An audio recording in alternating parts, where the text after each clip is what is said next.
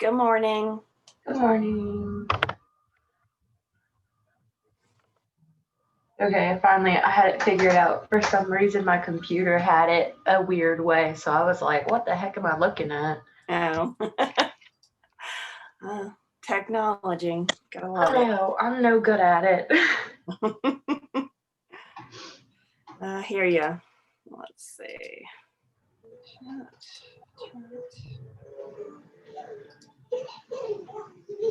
Alrighty, participants. Okay, everybody's merged. Okay. Good morning, everybody. If y'all can go ahead and type in the chat that you're here, that would be great.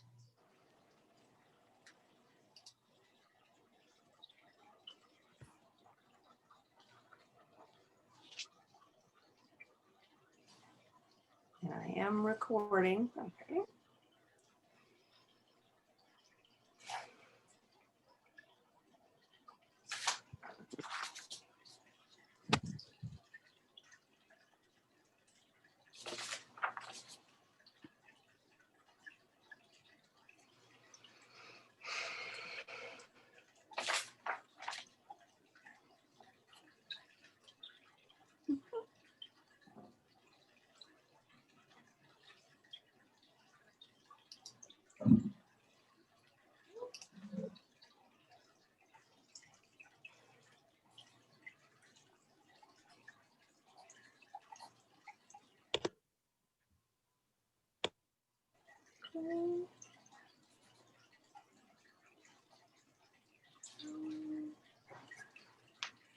Candace Ellis.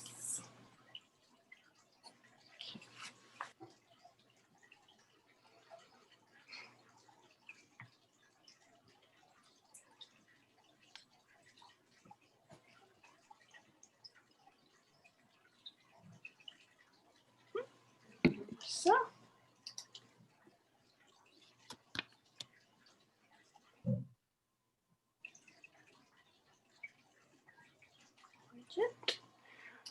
Robin, I like your pearls. They're very pretty. Thank you.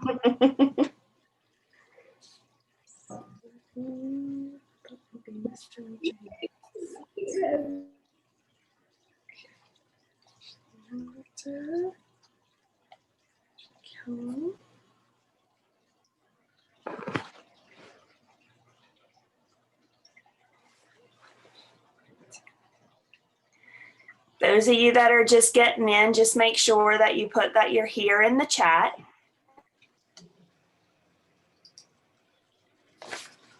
Please.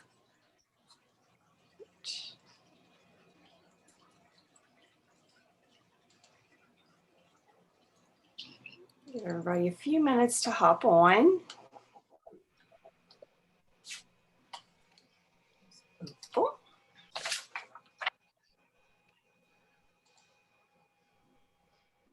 Miss Adams, Marissa's here. I just logged on. Okay, yeah, I got her.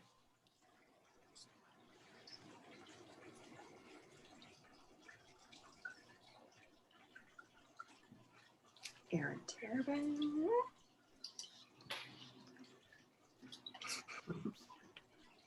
Are y'all watching together?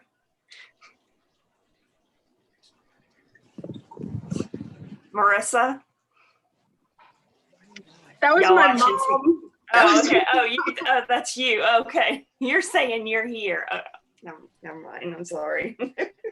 It's Monday morning. Sorry. 7:47 going right over my head. Let's see.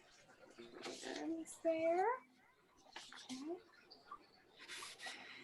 Waiting for a few more. Emily Smith. Okay.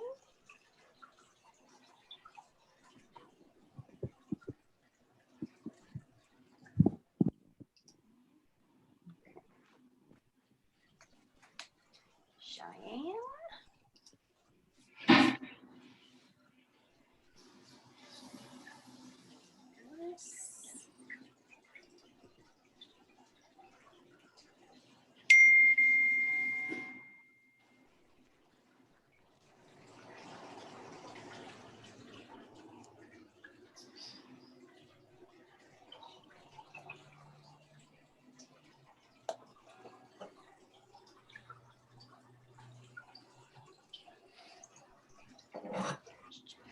Kevin Jordan. Jake Sanders.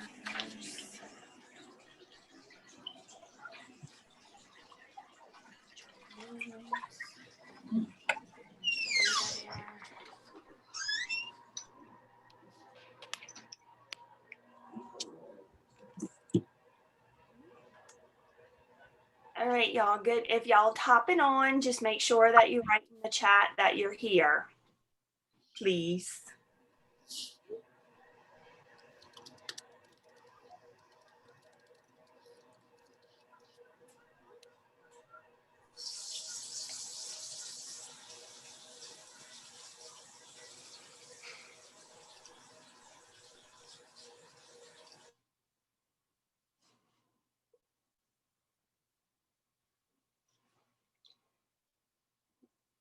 Few more minutes. I think everybody's here. It says, well, Emily's trying to get in. Poor Emily. She's always got some problems.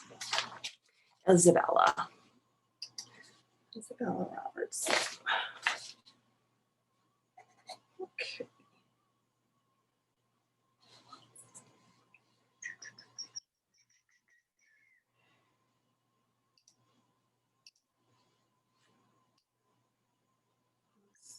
Just checking things out here, guys. Get started.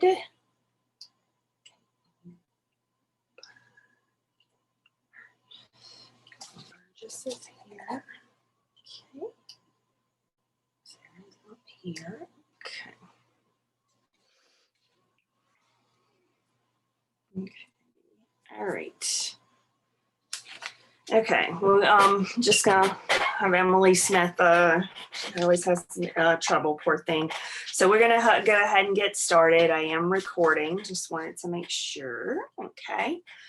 Okay. So good morning. Happy Monday. I hope everybody had a good weekend. Relaxing weekend. So I wanted to go over a few things with you guys before we started class. I talked to Miss Lott, okay, and starting February the 2nd, okay, we will be on campus all the time, full time, okay. So starting Tuesday, February 2nd, okay, we will be on campus unless some thing happens that requires us to be online, okay? But from February 2nd on, we will be on campus. We will be in room 401, okay? That's the first classroom as you come into the building, okay? It's going to be the first classroom on your left-hand side, okay? It's the first nursing classroom on your left-hand side. Room 401, okay, is going to be the room that we're going to be in. Everybody is going to be able to be there. We're going to be able to have the whole class be there, okay, without doing splitting up groups, okay. So again, that's Tuesday, February 2nd. That's going to be your test 1 day, okay. That's going to be your first test day, okay.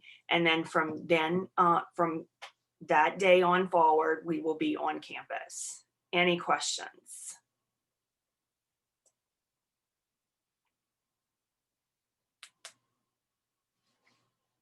No questions, no questions, no questions. I have a quick question. Yes, ma'am.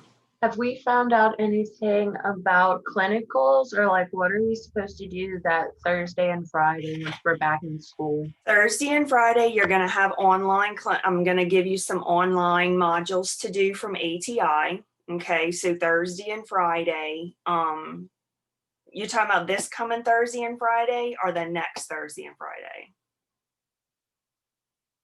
No, I was talking about like once we're back on campus. I know that this week we have virtual No, we lab. have not decided. Miss Lott has not split up the groups yet, as far as who's going where yet. So I don't have any information about that. But I know as of this week, this Thursday and Friday, you will have. I'm going to give you some online clinical simulations that will count towards your clinical hours. So those days won't have to be made up. Okay. Gotcha. Thank you. You're welcome.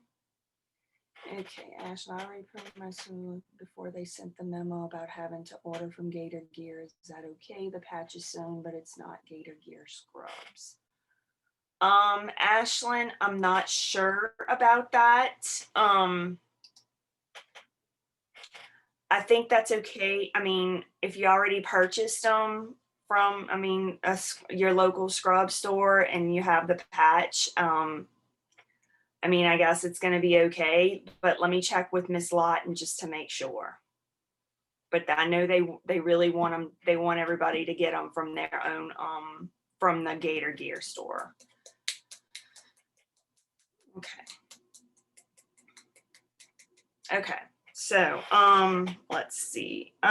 Miss Lott also made an announcement. Jamaica is saying what patch? The North Shore patch. Okay, the North Shore nursing patch that has to be put on the left sleeve of your scrubs. It does not have to be put on the jacket. Okay, I talked to Miss Lott. She said it doesn't have to be put on the scrub jacket, but it does have to be put on the scrub top, the left hand, the left arm. Okay, is it an iron on? Not sure. Okay. Marissa says yes. Okay. Thank you, Marissa. Yes, it is an iron-on patch. Okay.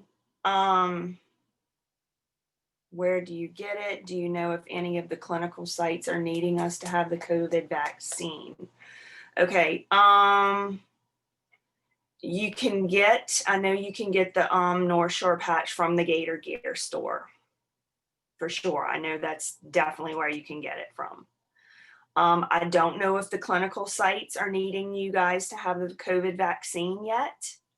I know they want the test. I know they would prefer that you be tested before you come on. Okay, just to make sure that you don't have COVID before you come on to the clinical site. But I'm not at this point in time. I'm not 100% sure if the clinical sites are going to require the COVID vaccine.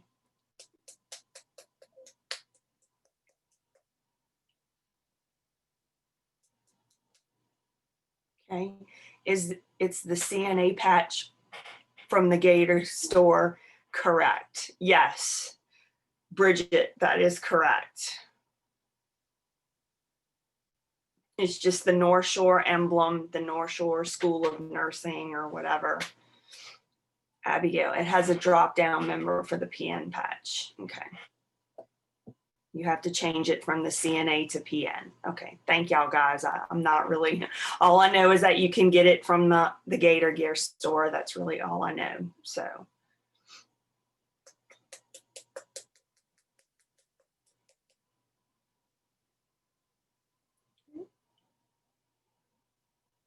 Any other questions?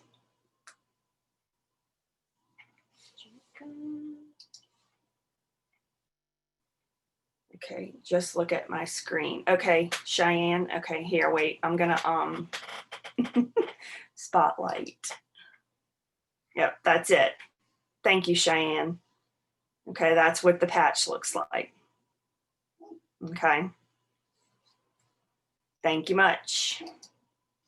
Okay. Okay. All right. Let's see what else. Okay. Yeah. So got Miss Lott's announcement, and I'll tell you about on campus. Okay. So now we're going to go ahead and get started. If nobody has any other messages, no other comments or questions or anything like that, we're going to go ahead and get started. I'm going to pull up the discussion question. Hang on one second. Hold on one sec. Mail. We're going to go over the discussion question. Like I said, last week, I was very impressed with all of the different, with all the answers. and the discussions and the, that was the mindsets and all that kind of stuff, and where I saw y'all minds going, and that's really good. I was very, very impressed. So let's make this a slideshow. And I gotta share my screen first. Hang on, guys. Escape.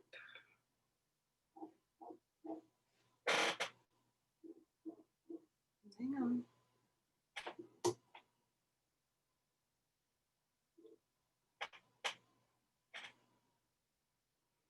Try to do some animation here.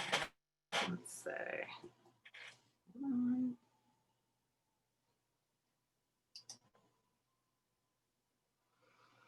Oh, come on. Okay. All right. Back to Zoom. All right. So I'm going to share my screen. Share screen. PowerPoint. DQ Chrome.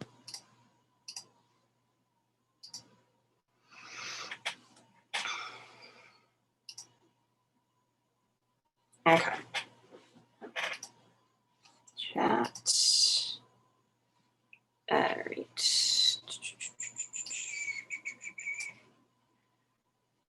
Okay. Oh, that was Cheyenne. That's very nice. Okay. I do have one extra patch if someone needs it. I will get it to you. I will get it to you the first day back. Thank you, Cheyenne. That's very nice. That's very thoughtful. Okay. So let's see here. Okay, so can everybody see my screen? Okay, can everybody see the pink and blue bubbly things on the screen? Yep, okay. All right, so this is the discussion. Let's see. DQ1. Okay, so this was your scenario. Okay, your patient is a 68-year-old female who had intestinal surgery 4 days ago. She is NPO, has a nasogastric tube or an NG tube, which is set to intermittent suction. Okay, so she's getting stuff sucked out of her. Okay, she has an IV line. Okay, with D5.5 normal saline at 125 cc's an hour. Okay, physical assessment data includes alert and oriented but groggy, diaphoretic, fine crackles in lower lobes of the lungs, moving all extremities and complaining of dry mouth and abdominal pain 8 out of 10. Bowel sounds are hypoactive, no bowel movement since surgery, which was 4 days ago, okay, and is voiding dark amber urine without difficulty. Urine specific gravity is 1.030. NG tube output in the last 2 hours is 200 cc's of dark green secretions. Vital signs, temp is 101.2. Pulse is 92. Blood pressure, 128/78. And the intake in the last 24 hours, she had 2480 going in, and her output was 2010. Okay. Lab values, potassium was 3.1, sodium was 140, and chloride was 91. Okay. So, all right. What other assessment data should you require related to her fluid status? Okay, so you have the your physical assessment data that was given to you. Okay, based on what you thought she had. Okay, what other assessment data should you acquire related to her fluid status? Okay, and a lot of you said checking for edema. Okay, which is true. Well, kind of true. Okay. You would want to check. Pretty much everybody said that the patient was in fluid deficit. Okay, she was having dehydration. Okay, which was true. Okay, and we'll go over all that later. Okay, we'll go over that in the next slide. Okay, so based on you think that the patient had fluid volume deficit, okay, some of these assessment data points were missing, okay, her condition of her mucous membranes inside of the mouth, okay, does the tongue feel dry, okay, does the patient complain of dry mouth, okay, does the patient say, oh, my mouth feels like a desert, okay, it feels so dry, okay, that would be an assessment data that would lead you to believe that the patient was dehydrated. We talked about this the first or second day of class. Does the temperature probe stick to the tongue when taking your temperature? Okay, so when you take the patient's temperature, excuse me, and the temperature probe sticks to the tongue, okay, that means that the patient has dry mucous membranes. Okay, so you really don't even have to look all in the mouth. Okay, you can just tell from that. Okay, and then here's where you're kind of edema. Okay, you're not really checking for edema here, but you're checking for skin turgor. Okay, do we have any tinting of the skin? Remember, tinting is when you pull a piece of the skin up and it stays up. If the patient is dehydrated, that skin stays tinted. It makes like a little tint. Okay, so that's how you can tell if the patient is dehydrated or not, or fluid volume deficit. So those were some of the missing assessment data that wasn't in the assessment. Okay, any questions?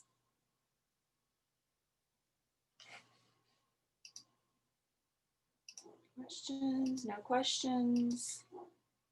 Okay, all right, so next slide.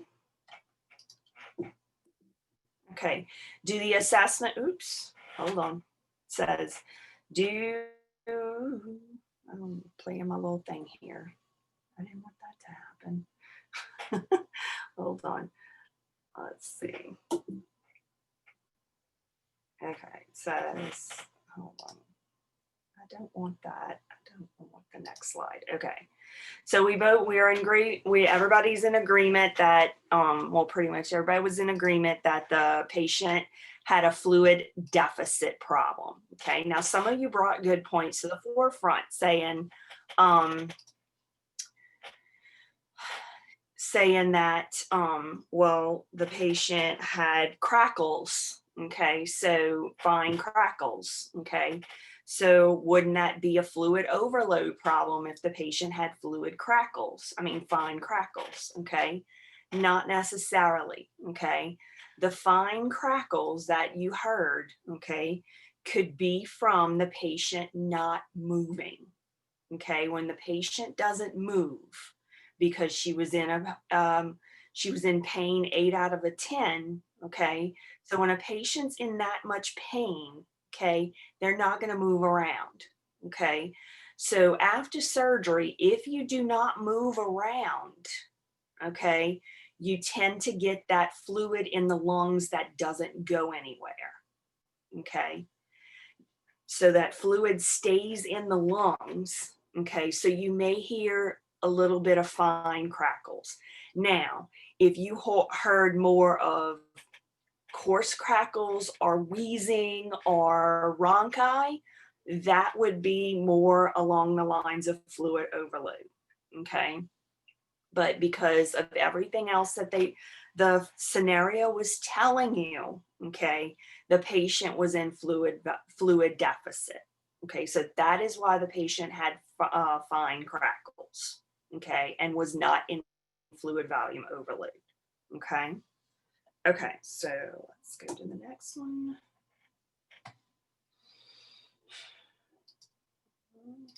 Okay, so explain using this assessment data. So I'm going to go ahead and I'm going to use the highlighter. Okay. All right, so you can either type it in the chat. Okay, let's see, where's my chat?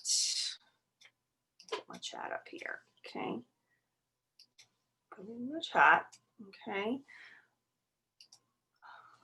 Let's see what everybody says. Okay. So what in the scenario, okay, you can either say it out loud or put it in the chat. Okay. What in the scenario leads you to believe that the patient is in fluid volume deficit. Dark Mackenzie's page says dark amber urine. Okay, that is correct. Okay, she's voiding dark amber urine. Remember we said, okay, dark amber urine is going to be like the color of Coke. Okay, so anytime your urine, the patient's urine is dark and amber, that means they're dehydrated. Okay. Angel Abear says no bowel movement. That is also correct. Okay. She's got no water in her bowel to have peristalsis and to have a bowel movement. Okay. So that would also be another distinctive factor. Okay. Diaphoretic. What does diaphoretic mean?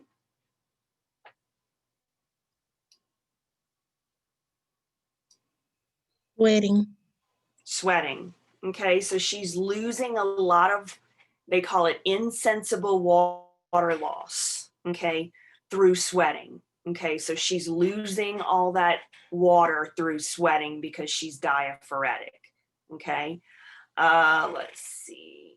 Why won't it let me go up? I want to see everybody's responses. Okay, hang on. There we go. All right, so let's see. Dry mouth, absolutely. Okay, dry mouth is another one. Okay,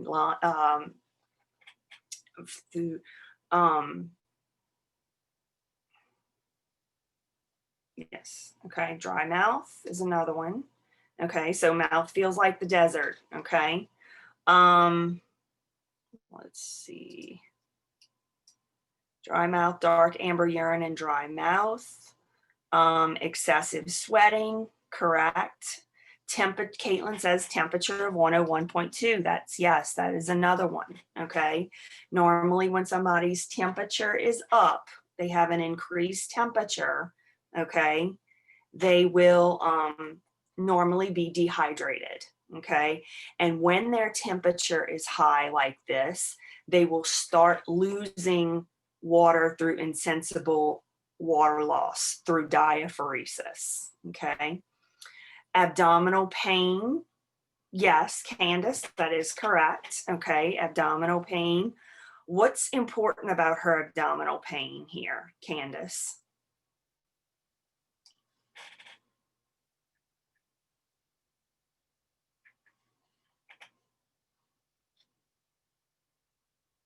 What's important here? What jumps out at you about her abdominal pain? It's high pain, right? Okay, that's a lot of pain. An 8 out of a 10 is a lot of pain. Okay, if the patient's in that much pain, like I said before, do you think the patient is going to be moving around and doing things? No. Okay. Patient's not going to be moving around. They're not going to be coughing and deep breathing like they should. Okay. So the chance of them getting pneumonia, and somebody had said that in their discussion question too, is extremely high. Okay. They already have a high temperature. Okay. They're losing insensible water loss because they're diaphoretic. Okay. And they're not coughing and deep breathing because they're having too much pain. Okay. So you can bring pneumonia on board. Okay. If you don't get these things taken care of. Okay. Sodium is on the higher side. That's correct. Okay. It's 140, but it's the higher end of normal. Okay. Zoe says specific gravity. Yes. Okay. Again, the specific gravity, it's still normal, but it's on the very higher end of normal. So she's teeter-tottering on the higher, going out of the normal. Okay. Let's see. All right, let's see. Let's see. Output is less than input. That is correct, Tamika. Okay.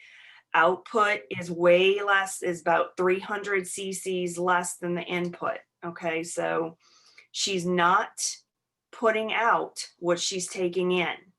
Okay, so that is the body's way of saying, hey, something's wrong. I'm holding on to this fluid. Okay, because remember those osmoreceptors that are in the vessels. Okay, that say, oh, hang on, I gotta pull that fluid in. I gotta put my cop on board. I gotta put that colloidal osmotic pressure, and I gotta pull that fluid in from the cell and from the interstitial tissues, because my receptors are going off, that my blood volume is low. Okay, so absolutely, I&O, huge. Okay, she's not putting out what she's taking in because the body is holding on to that. Abigail says groggy. Yes.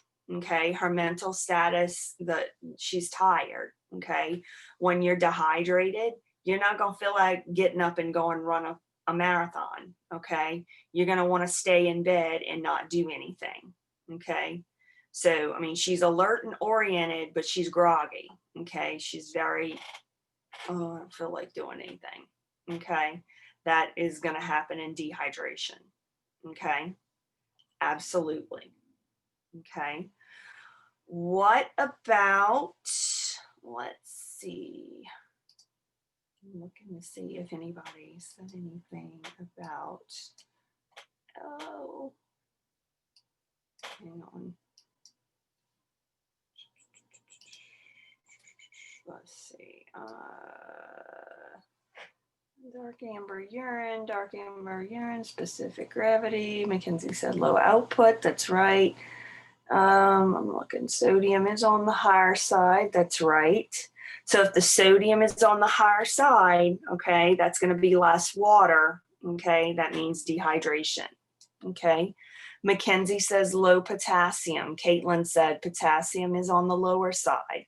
Yes. Okay, Marissa says secretions from the NG tube are dark green. Yes. Okay, that's absolutely correct. Okay, let's see. So yes, it's dark green. Okay, so anytime you see in an assessment or in a doctor's note or whatever, if you see dark, the word dark, okay, that is going to clue you in that it's more, the fluid that's coming out is concentrated. Okay, it's got more stuff, less water. If it has more stuff and less water, the patient's going to be dehydrated. Okay, so think of when you see a question, okay, that has the word dark in it. Dark means concentrated. Okay, dark means less water equals dehydration. Okay, let's see. Okay, and then let's see. Let me go back here. Hold on, guys. 1 second. Okay, so let's see back. Higher specific gravity. Yep. Low potassium. Okay, yeah, absolutely. Low potassium. This K is 3.1. Okay, that is low potassium. Okay, low potassium. Okay, means that you have low potassium. Your potassium is low in the intravascular space. Okay, which means that you have more potassium in the cells than you do in the intravascular space, which means you don't have enough water in the cells, which means you're dehydrated. Okay, so a low potassium is also, it can be in not as much as sodium, but low potassium can be an indicator of dehydration.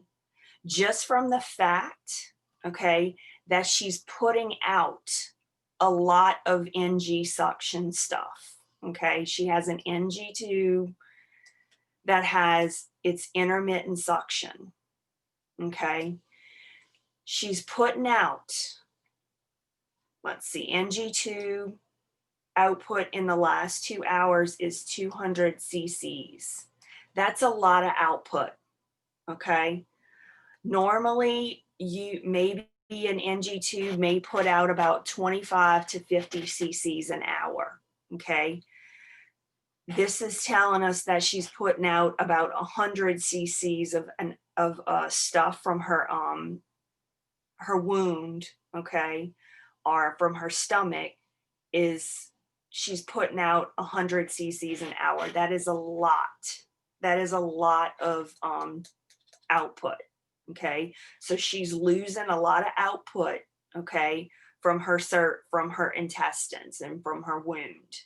Okay, so she's putting a lot out from there. Okay, so she's also, remember when I said you lose stuff, I mean, you lose drainage, you also lose the electrolytes that go along with that drainage. So that is also why her potassium may be low too, because she's losing that potassium through the NG suction stuff. Okay. All right, any questions? But yeah, you want to definitely, the main things here, okay, is going to be her urines, her voiding the dark amber urine. Okay, that's going to be your number one. Okay, you think, you see the word dark, you think dehydrated. Okay, dark, dehydrated. Okay, urine specific gravity is on the higher side of normal. She's teeter-tottering, going abnormal to the dehydrated side. The NG tube output is 200 cc's. Again, dark green secretions. Dark equals dehydration. Okay. She's got a high temperature. A high temperature, we know, is also relates to dehydration. She's taking in more than she's putting out. Okay. She's got about a 300 cc deficit. Okay. Not putting out 300 cc's. Okay, so she's taking in more than she's putting out. Her potassium is low, okay, because she's losing it all in the NG tube. Okay, and the sodium is high. Well, it's on the higher side of normal. Okay, which means that it's got more stuff and less water. Okay, in this case. Okay, any other questions? And also this IV line with D5.5 normal saline at 125 cc's an hour. Okay, that is going to be your standard IV fluids and rate to give when somebody needs fluid, okay, or is dehydrated. Okay, so this is a pretty high, well, for med-surg, okay, for a med-surg post-surgical patient, this is a high rate of fluids. Okay, so she's on this high rate of fluids. That means they want to get fluid into her. They're trying to put fluid into her. Okay, which means she's dehydrated. Okay, and also here's another one. She's NPO. Okay, she's not taking in anything by the mouth. Okay, so she's not taking in anything. Okay, however, she's on IV fluids. Okay, so the only nutrition, okay, that she's getting in right now is this IV fluid, and she's having all of it sucked. She's having a good portion of her fluid sucked out because she's on intermittent suction with the NG tube. Okay, which also puts her at a risk for dehydration. Okay, so the things that are highlighted are some of the main things that is going to lead you to believe that the patient is in dehydration or fluid volume deficit. Okay, any questions?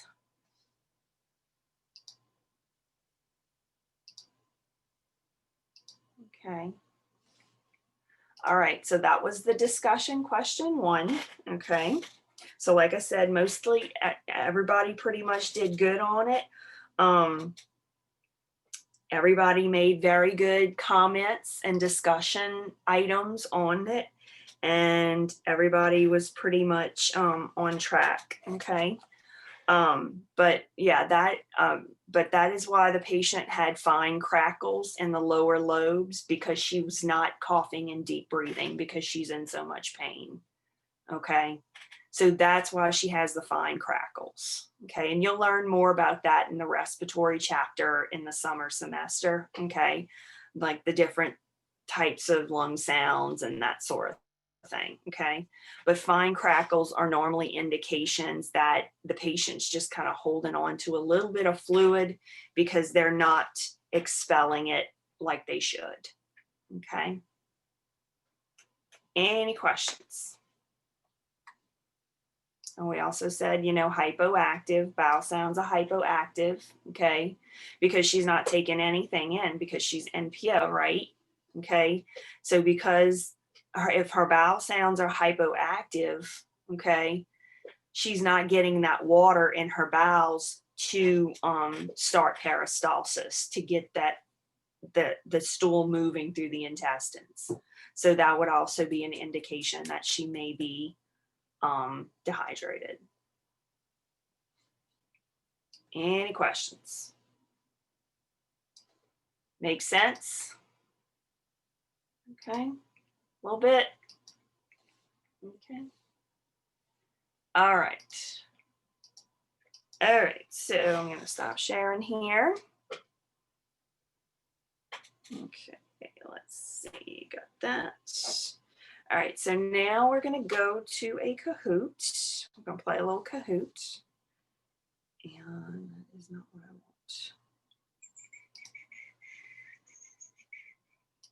All right, hold on, guys.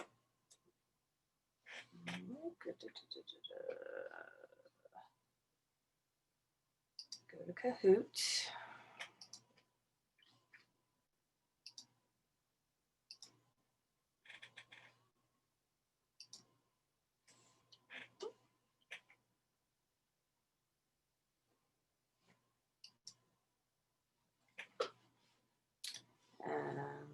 Okay.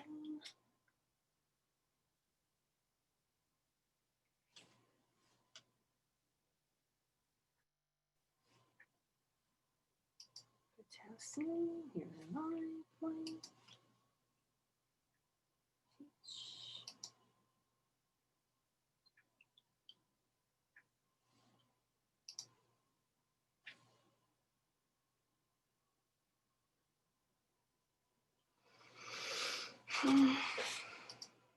Okay, I'm going to share my screen.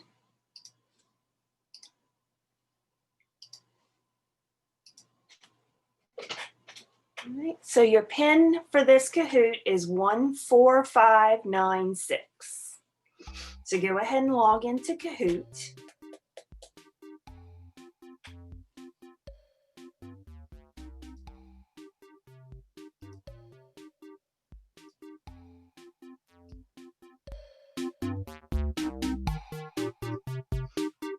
And we're going to do a Kahoot on sodium and potassium to see what you remember.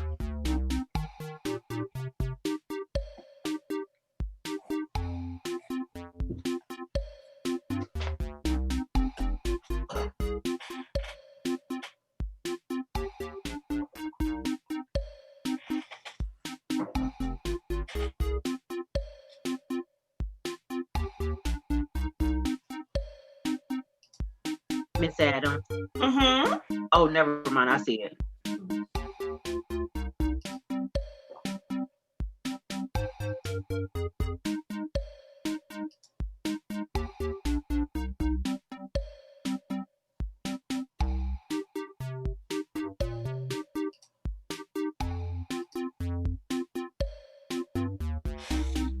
Give everybody another minute to log on. The game pin is 14596.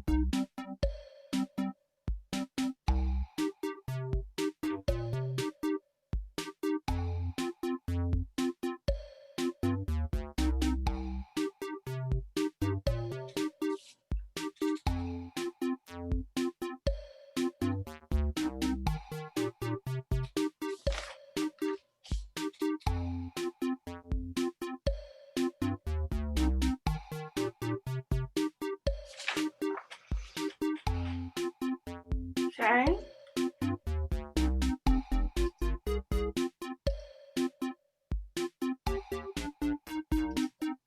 Oops. Hold on.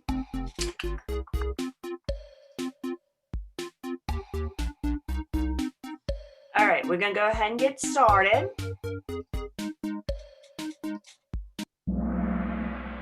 Potassium and sodium. Okay, so what do you remember about potassium and sodium? Let's see. What's the normal potassium range?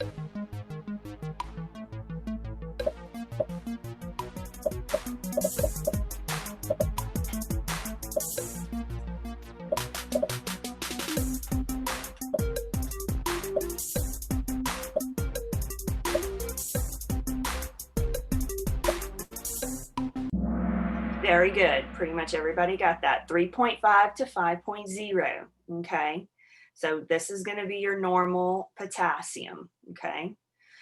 This, okay, some people answered this. All right. This is going to be too low. 3 is going to be too low of potassium. Okay. If their potassium is 3, they're hypokalemic. Okay. So that's why this one is wrong. Now, in a dialysis patient or in a chronic renal failure patient, okay, if the chronic renal failure patient has a 5.5 potassium, okay, the advanced practitioner may not be too worried about that, okay, because dialysis patients live with high potassiums, okay, their potassium is going to be on the higher side, okay, so if you have a dialysis patient and they have a potassium of 5.5, don't freak out and say, oh my God, that's out of range. Okay. Because for that particular patient, that may be what they live with. They may live with a potassium of 5.6, 5.7. Okay. Because their potassium is going to be on the higher side. But for everybody else, for the majority of the population, this is going to be your normal potassium range, 3.5 to 5.0. Okay. So know this potassium range. Know this range. Okay. All right. Caitlin Mathern is in the lead. Okay. So let's see. What is the normal range for sodium?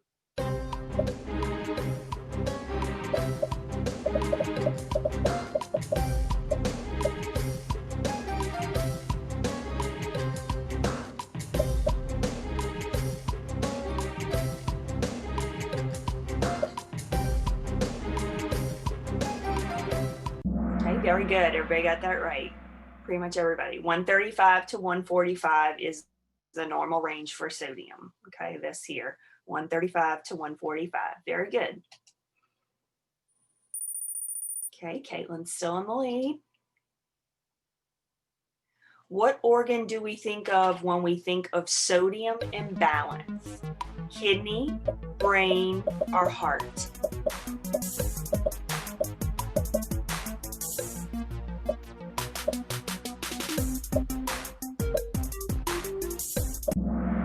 Very good. Brain. Okay. So like I said, when you think of sodium, you think of brain. Okay. You think of brain symptoms, confusion, lethargy, seizures. Okay. That's what you think of when you think of sodium imbalance. Okay. You want to think of brain. Okay. Okay, Caitlin's still in the lead. Which sign or symptom will tell you the difference between hypo and hypernatremia? Type your answer. What is that sign or symptom that is going to tell you the difference between whether a patient has too little sodium on board or too much sodium? There's one particular sign.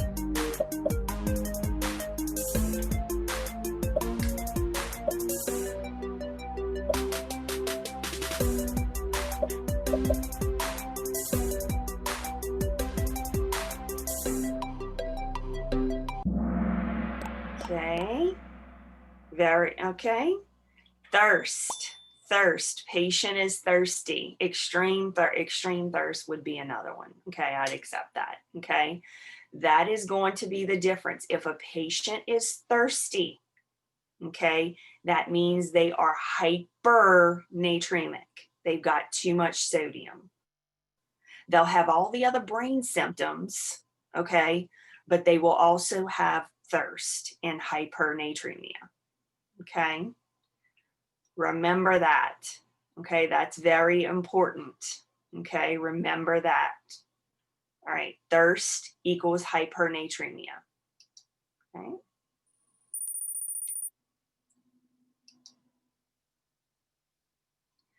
Signs and symptoms of hyperkalemia, high potassium. What would be one of the, oh, that was too fast. Hold on, sorry guys, that was way too fast. That's weird. Okay, hyperkalemia, the patient is gonna have EKG changes, okay? When I told you to think of potassium, I told you to think of heart, okay? Heart, okay? So potassium equals heart. So they're going to show when a patient is hyperkalemia, okay, you're going to have heart issues, EKG changes, okay. Okay, so let's see. Hold on, let me look at this one. Hold on, guys. One second. I'm looking in the chat here. It says mine doesn't show me answers, only colored squares. Not sure.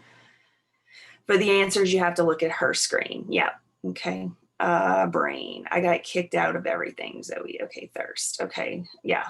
Okay. All right. Let me make sure I'm having trouble getting into it. Okay. All right.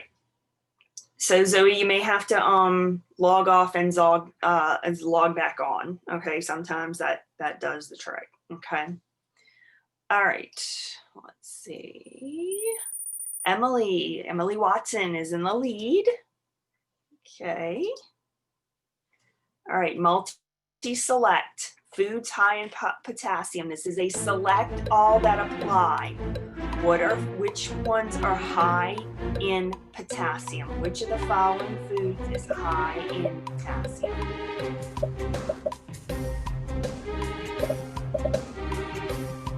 Select all that apply.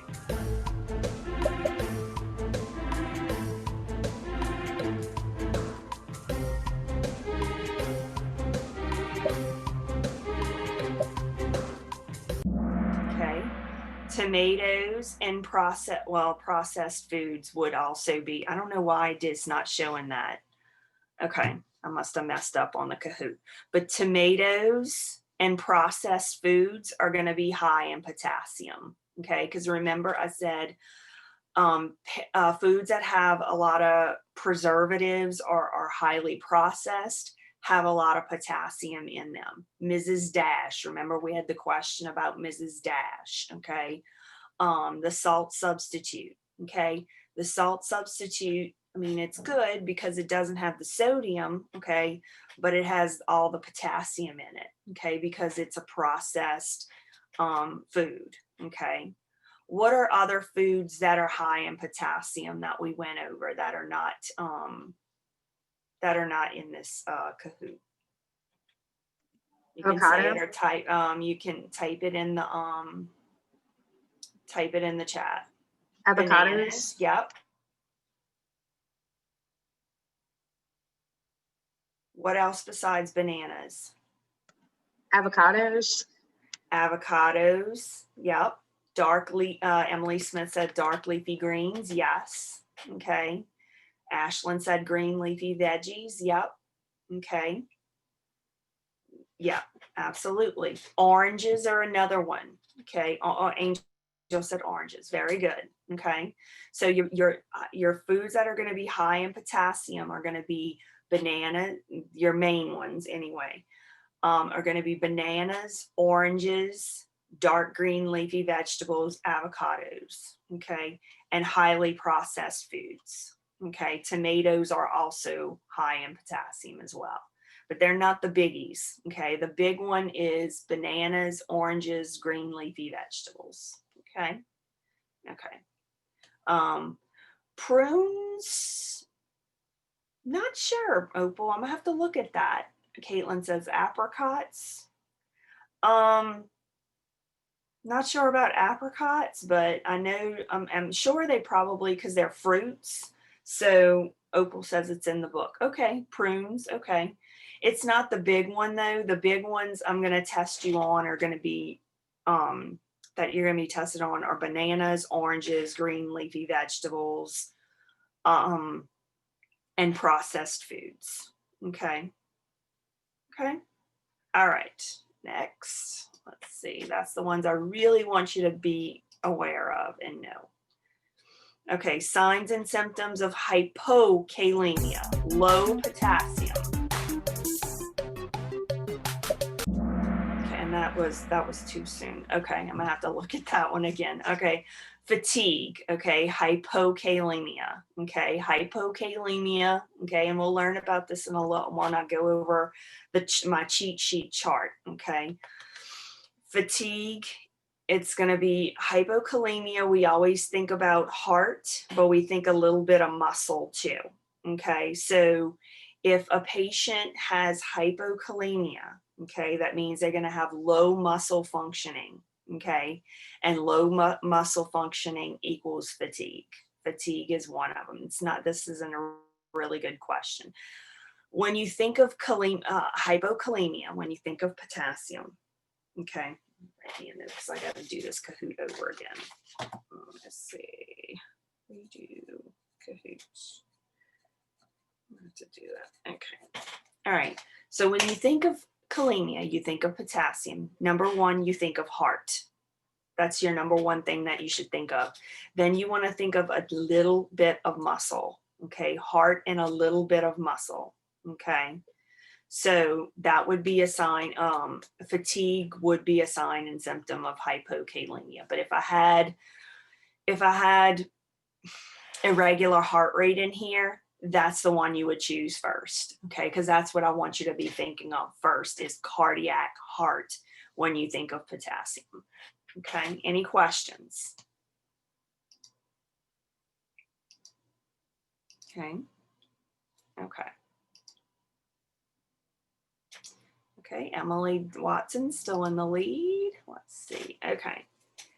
This is going to be also, it should be a multi-select. Okay, select all that apply. What can you do? What is going to be your management of hypokalemia, low potassium? What are we going to do for these patients that have low potassium? Again, this is a select all that apply.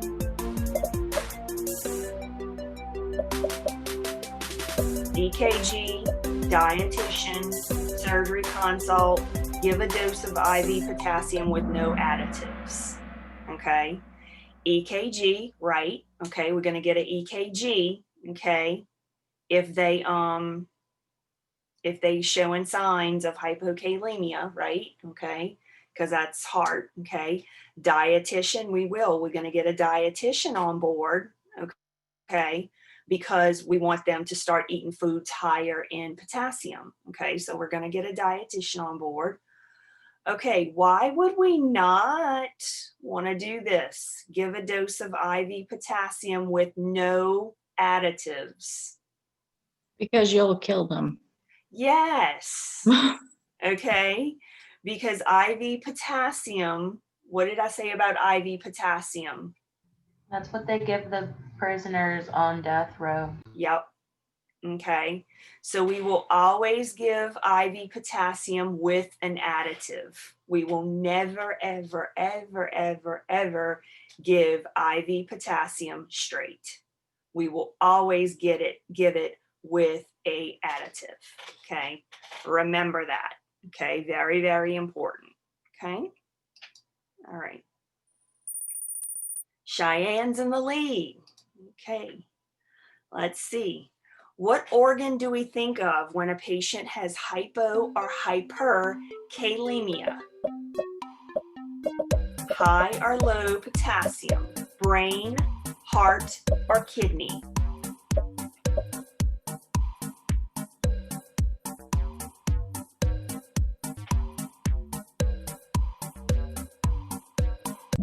Heart, very good. Everybody got that right. Heart, heart, heart. Okay, good. Potassium equals heart. Very good. Okay, Cheyenne's in the lead. Let's see. Last question. You have a patient with fatigue, confusion, and muscle cramps. Which lab abnormality would the nurse expect to find? A potassium of 3.3, a calcium of 8.2, a sodium of 129, or a chloride of 105. You have a patient with fatigue, confusion, and muscle cramps. Which lab abnormality would the nurse expect to find?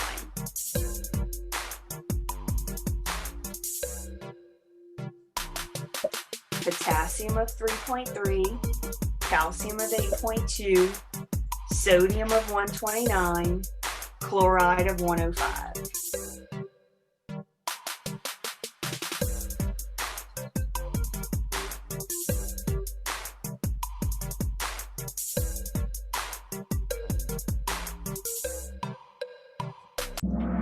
Okay, it would be a sodium of 129. Now, if I added into this question, okay, they had a low heart rate, a weak pulse, feeling heart palpitations, then you would choose a K of 3.3. Okay, but because you just have brain symptoms here, okay, mostly brain symptoms, fatigue and confusion. Fatigue and confusion are brain symptoms. Brain equals sodium. Okay, so your sodium you would expect to find would be sodium of 129. Okay, so I know I just said in muscle cramps you'll have a low potassium. Okay, but like I said, in potassium, the first thing you want to be thinking of is any kind of heart abnormality. If the question has no heart abnormality in it, it will not be potassium. Okay, because potassium equals heart. For me, anyway, for my exams. Okay, so when I have brain symptoms on the test, I want you to be thinking sodium. Any questions?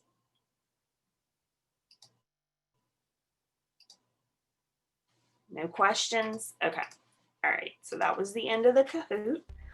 So let's see who won. Mackenzie came out third. Good job, Mackenzie. Emily Watson came out second. Good job, Emily. And who came out first? Who came out first? Cheyenne. Good job, Cheyenne. Okay, Cheyenne came out first. Caitlin Mathern and Opal were runners up. Good job, guys. Y'all remembered a lot. Okay, good job. Okay, go over this Kahoot again because you may see some of the same questions on your exam. Okay, so make sure you go over this Kahoot again. Okay, go on to, I'll have it posted on YouTube. Make sure you go to my YouTube channel, go to this lecture and watch this Kahoot, okay? Because you may see some of these again, okay? Okay. All right. Any other questions?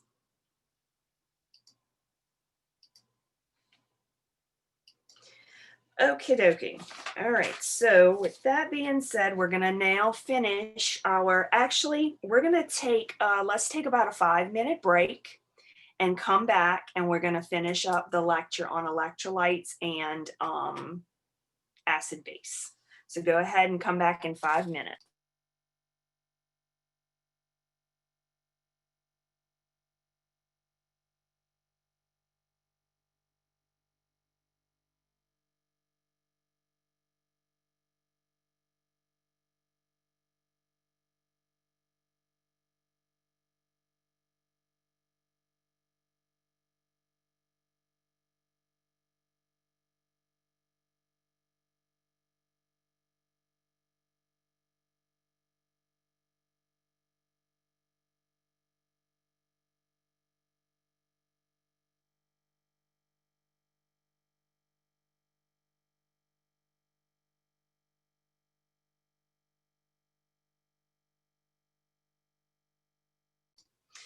Oh, after the break, I stopped recording. Okay, that's okay.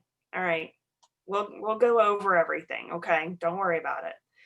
Somebody please tell me after this. Somebody please after the break say, Miss Adams, are you recording? Please, somebody either write it in the chat or say, are you recording? Okay, please remind me to record because I always forget after the break, okay? I apologize for that, okay? All right. So what are we gonna do for these people? Let me go back and make sure I did not. Yes, okay. So we talk about, okay, so risk factors of hypercalcemia. So we're talking about too much calcium, okay? We have excess intake of vitamin D, okay? So again, too much vitamin D being taken in, okay? Does anybody know a good, what is sometimes associated with vitamin D? What can you do to get more vitamin D? Something every day. More Some- sunlight. I'm Stand sorry? outside in the sun. Stand outside in the sun. Sunlight, okay? Sunlight can cause, you get vitamin D from the sun, okay? So if you're people that like to go out and go in the sun and tan or whatever, okay, or just like to be out in the sun, okay, if you do that excessively, you can also get hypercalcemic. You can become hypercalcemic, okay, if you have too much vitamin D or too much sunlight on board, okay. Conditions, let's see, chat. Hold on, I want to make sure I'm in the sunlight. Yes, okay. All right, conditions that cause movement of calcium out of the bones and into the extracellular fluid. ECF is extracellular fluid, such as a bone tumor or multiple fractures, okay? These things are going to cause that calcium to move from the bone or from the cells in the bone into the vascular space. The vascular space and the extracellular fluid are the same thing, okay? Because that's where our blood is drawn, in the extracellular fluid or in the vascular space, okay? So if those bones fracture, okay, that calcium from those bones is going to move into the vascular space, which is going to make the calcium go up, okay?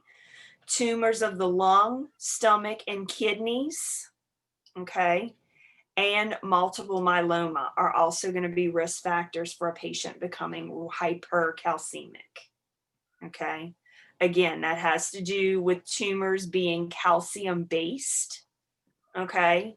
So initially, okay, now I know I said before metastatic cancer can cause a patient to be hypocalcemic, but initially when the patient has tumors, when the patient has cancer initially, okay, these tumors are going to break down initially, and initially the patient that has cancer will be hypercalcemic because the tumors break down. Calcium is part of a tumor, and that calcium is going to be put in the intravascular space, okay?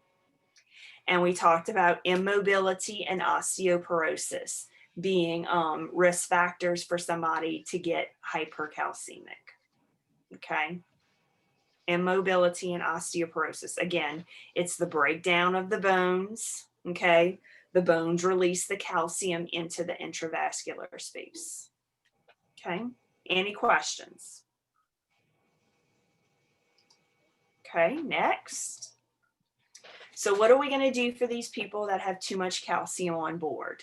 Okay, we're going to administer diuretics as prescribed to increase urinary output and calcium excretion.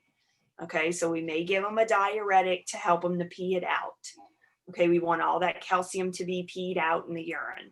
Okay, so we're going to give them diuretics to help them to urinate all of it out. We're going to monitor the I&O. We're going to monitor the intake and output.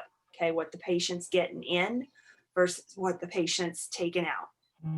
Okay, and we're going to encourage high fluid intake, 3,000 to 4,000. Okay, milliliters per day, okay, to try to get them to urinate it out.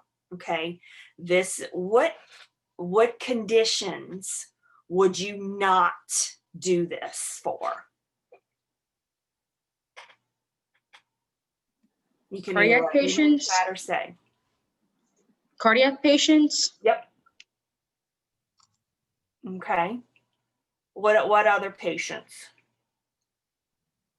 The one that Cardiac has and what excessive fluid, I'm sorry, say again. the ones that got excessive fluid already. Yeah. Okay. That would kind of go hand in hand with cardiac. They're holding on to that fluid. They're not getting rid of it. Okay. Elderly patients. Elderly Dialysis. patients. Your chronic renal failure patients. Yes. Chronic renal failure patients. But also, yes, chronic renal failure patients, because they can't pee. Okay. So they're not going to be able to pee out those calcium ions. So we're going to have to get rid of it by dialysis. Okay. We're going to have to get rid of those calcium ions by dialysis. Okay.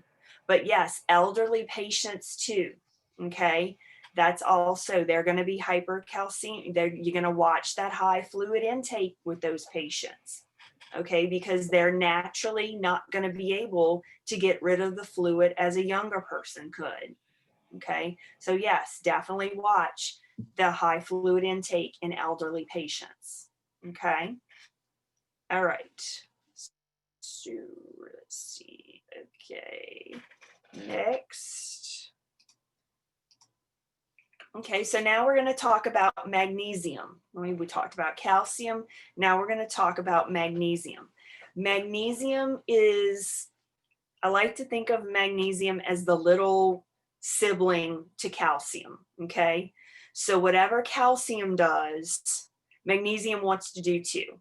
Okay, because those of you that have children or have been a younger sibling or an older sibling, okay, the younger sibling always wants to do what the older sibling wants to do. Okay, they always want to be around the older sibling. They always want to be just like the older sibling. That's magnesium. Magnesium is the younger sibling. Calcium's the older sibling. So magnesium's going to do a lot of the same things that calcium does. Okay. Magnesium, low magnesium is going to be below 1.3. Okay, that's going to be considered a low magnesium patient. Okay, magnesium is important in DNA and protein synthesis and in many enzyme reactions, just kind of like calcium. Okay, calcium is big in enzyme reactions too as well. Magnesium imbalances are rare, but can be caused by a variety of factors. Okay, so normally if you'll have a calcium imbalance, a good percentage of the time, you will also have a magnesium imbalance as well. Okay. All right. Next. So where does low magnesium come from? Okay. Low magnesium occurs when the serum level drops below 1.3, and it is usually present when hypokalemia and hypocalcemia occur. Okay. So when your potassium is low and your calcium is low, you're going to have low magnesium too. Okay, so that's where it normally comes from. Okay, signs and symptoms of low magnesium. Okay, same thing as low calcium. Not enough laziness, too much excitability. Okay, insomnia, hyperactive reflexes, leg and foot cramps, twitching, tremors, seizures, cardiac dysrhythmias, positive Chebyshev sign, positive Trousseau sign, vertigo, hypocalcemia, and hypokalemia. Okay, so all these same symptoms that are in hypocalcemia are going to be the same symptoms in hypomagnesemia. Okay, same thing. Some risk factors for a patient for low magnesium. Okay, chronic malnutrition, chronic diarrhea. You're not getting enough magnesium in your diet, your magnesium is going to be low. Okay, chronic diarrhea, it's just going through the system. It's going through the system too fast, and the intestines are not able to absorb the magnesium. So it's just going right through the patient. Okay, so chronic diarrhea can cause low magnesium. Bowel resection with ileostomy or colostomy. Same reason like chronic diarrhea. Okay, it just goes through the patient. The magnesium loses it because it doesn't get reabsorbed because of the bowel resection. Okay, chronic alcoholism, okay, is another risk factor for hypomagnesemia. Okay, again, that has to do with the liver. Okay, alcohol does a number on the liver. Okay, and it's about, and the liver doesn't absorb or metabolize magnesium properly, so the body can use it. Okay, so chronic alcoholism is definitely a risk factor for hypomagnesemia. Thiazide diuretic use. Okay, so or maybe chronic or overuse of diuretics. Again, that magnesium is going to go straight through the patient. Okay, the body's not going to use it. It's just going to go straight through the patient, and the patient's going to urinate it and pee it out. Okay, prolonged gastric suction. Again, that suction is going to suck all the magnesium out, and the patient's going to have low magnesium. Acute pancreatitis, okay, it's a condition. Okay, and again, that has to do with the absorption, the magnesium not being absorbed properly, and acute pancreatitis. Okay, because the pancreas is too inflamed to be able to absorb the magnesium properly. Okay, biliary or intestinal fistula, same reason, absorption, can't absorb the magnesium. Osmotic diuretic therapy, okay, same thing as thiazide diuretic use. Okay, it goes straight through the patient. Okay, the diuretics suck it up, but they pee it right back out, and it doesn't get absorbed properly. Okay, and in diabetic ketoacidosis, okay, and we'll learn about this when we get to acid base in a little while. Okay, so when a patient goes into diabetic ketoacidosis, the magnesium will be low. Okay, again, it has to do with the absorption of the magnesium. In diabetic ketoacidosis, the body doesn't absorb magnesium properly. Okay, so you'll have low magnesium. Okay, next. So time is almost done. Okay, so what are we going to do for patients that are hypomagnesemia, that have too low of magnesium? Diet counseling to help patients at risk increase their level of magnesium. Milk and cereals. Okay, milk and cereals are high in magnesium. Okay, those are two particular foods that are high in magnesium. Monitor IV infusions of IV mag closely. Okay, so we may need to give them IV magnesium.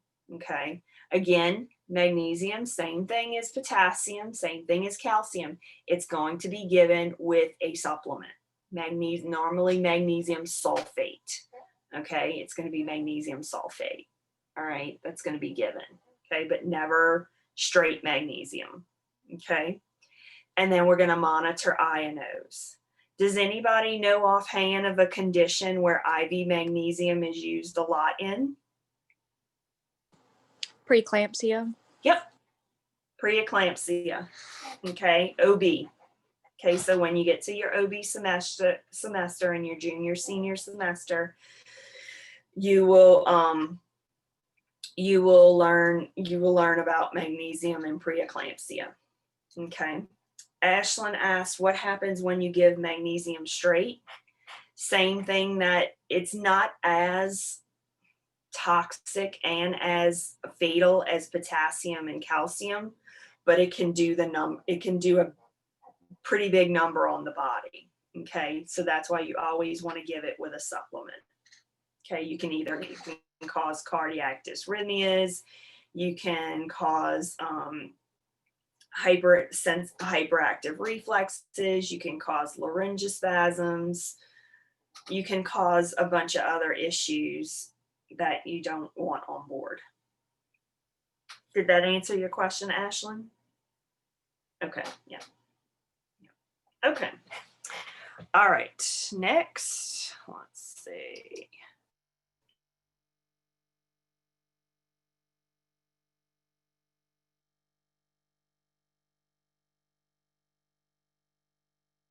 Hypermagnesiemia. Okay, so magnesium's over 2.1. So where does too much magnesium come from? Okay. Let's see, it says it's present when there's a serum level above 2.1. Okay, so your magnesium level is above 2.1. Okay, it occurs rarely. Okay, so too much magnesium is going to rarely occur. Okay, it normally occurs in the presence of renal failure or from overuse of magnesium containing antacids and cathartics. Okay, cathartics are enemas. Okay, so that's normally what, cathartics can be high in phosphorus, but they can also be high in magnesium as well. Okay, so if a patient is using cathartics or enemas that are high in magnesium, they can become hypermagnesiemic. I think that's a word. Have too much magnesium on board. Okay. All right, next. Let's see, next. Signs and symptoms: hypotension, sweating and flushing, nausea and vomiting, muscle weakness, paralysis, respiratory depression, cardiac dysrhythmias. Okay, mimics very similar to hypercalcemic signs and symptoms. Too much laziness. Okay, too much laziness. They all want to watch Netflix and do nothing. And hypermagnesium, just like they do in hypercalcemic. Okay, same thing, very similar symptoms. Okay, risk factors. Okay, for hypermagnesium: overuse of antacids and cathartics containing magnesium, aspiration of seawater as in near drowning. Okay, so anytime you have a drowning patient, okay, seawater is high in magnesium. Okay, so if you have a drowning patient, chances are their levels are going to be high, their magnesium levels are going to be high. And in chronic kidney failure. Okay, chronic kidney failure is a risk failure for hypermagnesium. Okay, because they can't pee it out and it just sits in the body and builds up. Okay, next. So what are we going to do for patients that have that have too much magnesium on board? Okay, we're going to teach patients to avoid abuse of laxative and antacids. Instruct patients with renal problems to avoid over-the-counter drugs that contain magnesium. Okay, so we're going to educate these patients. Okay, look, you don't have any kidney function. Okay, so you have to be careful about using over-the-counter drugs that are high in magnesium, because you as a kidney patient can't get rid of it. So you have to be careful. Okay, so huge teaching moment for your patient. Okay. Encourage fluid intake to increase urinary excretion of magnesium if not contraindicated, such as in heart failure and chronic renal failure. And in the elderly, you want to be careful in the elderly. Okay. Monitor INOs and administer diuretics as ordered to try to get the magnesium out. Okay. Any questions there? Okay. All right. So these are some other imbalances, okay, that we're gonna really not go too much into. Okay, they're called anti-imbalances. This is hypo and hyperchloremia and hypo and hyperphosphatemia. As we said before, phosphate is going to be the opposite of calcium. Okay, calcium is low, phosphate is going to be high. Okay, so this is going to be completely opposite of calcium. Okay, let's see. So we're going to go through these pretty quickly because we're not going to spend too much time in them. Hypophosphatemia is going to be a phosphorus of below 3.0. Okay. Signs and symptoms: confusion, seizures, numbness, weakness, possible coma, chronic state may cause rickets and osteomalacia.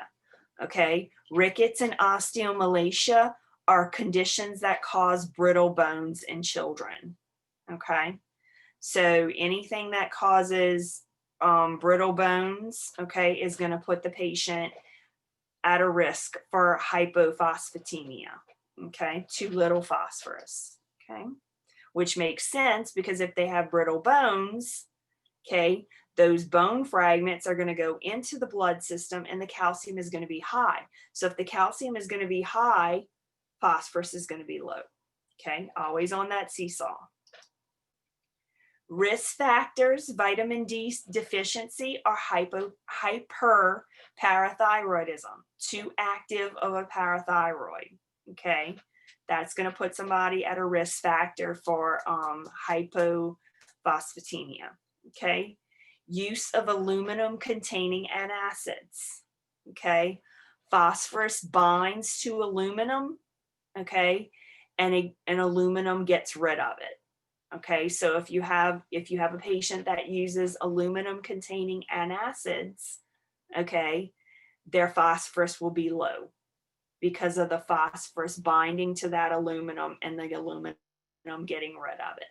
Okay, let's see next. Nursing interventions. What are we going to do for patients that are low in phosphorus? We're going to assess for vitamin D deficiency. We're going to watch their hyperparathyroidism and overuse of aluminum containing antacids, okay, to try to get their phosphorus up. Okay, now this is hyperphosphatemia, is when the blood levels of phosphorus are too high. They're over 4.5. Okay, over 4.5 is too much phosphorus. Okay, signs and symptoms: anorexia, nausea, and vomiting. Okay, so those are going to be your symptoms. Again, you don't see a whole lot of phosphorus, a lot of phosphorus imbalance. Okay, they'll normally go along with hypocalcemia. So if a patient is low on calcium, they'll be high in phosphorus. Okay, so they'll have the similar symptoms of a patient that is low in calcium. Okay, let's see next. Risk factors, renal insufficiency. Okay, so risk factors for hyperphosphatemia.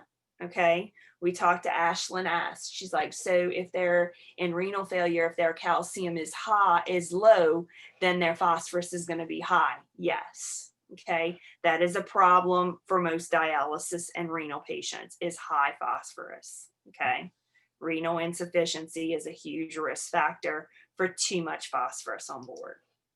Okay.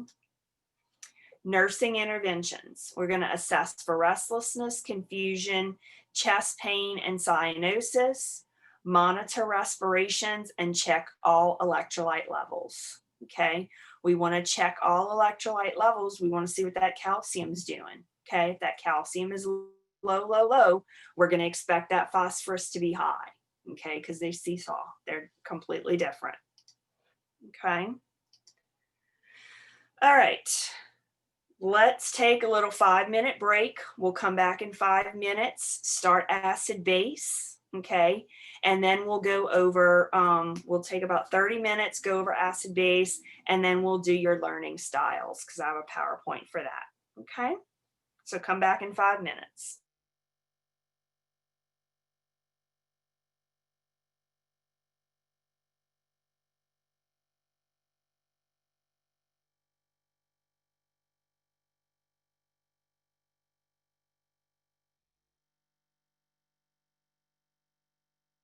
Appreciate that. Thank you.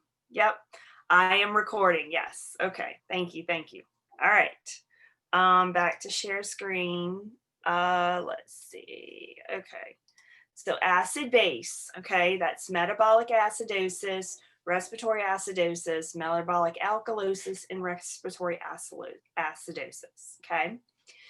So acid base, acid is, we're talking about acid and bases. Okay, these are going to be your system, your things that are also going to maintain that homeostasis in the body. Okay, so that's why we're concerned with them. Okay, that's why we want to know about them, because we want that nice, even keel state in the body. Okay, and acid base is going to help us to do that. Okay, so an acid is capable of giving up a hydrogen ion, and a base is capable of accepting a hydrogen ion. So you want that giving up and that accepting of ions to happen. Okay, if there's something that doesn't happen, okay, then you have a problem and you don't have an homeostatic environment. Our goal for the body is to achieve homeostasis. Okay, that's our main goal. Okay, achieve homeostasis. All right. Salt and neutralization. Okay, acids react with bases to form water and salt. Okay, so acids and bases react with each other to form water and salt. Okay, which is a neutralization reaction. Okay, water and salt is going to cause a neutralizing reaction. Okay, but to form water and salt, you need the acids and the bases to react with each other. You need that acid to give up that hydrogen ion, and you need that base to accept the hydrogen ion to form the water and salt to get that neutralization reaction to maintain homeostasis. Okay, I know that was a mouthful. Okay, so you want your acids and bases to work. Okay, you want the acid to give up, you want the base to accept. Okay, you want them to form water and salt so you can cause that neutralization reaction to form homeostasis. Okay, carbonic acid equals bicarbonate and hydrogen, which equals carbon dioxide and water. Okay, so carbonic acid is going to be your neutralization reaction. Okay, it's bicarb and hydrogen, and it's carbon dioxide and water. Carbonic acid. Okay, carbonic acid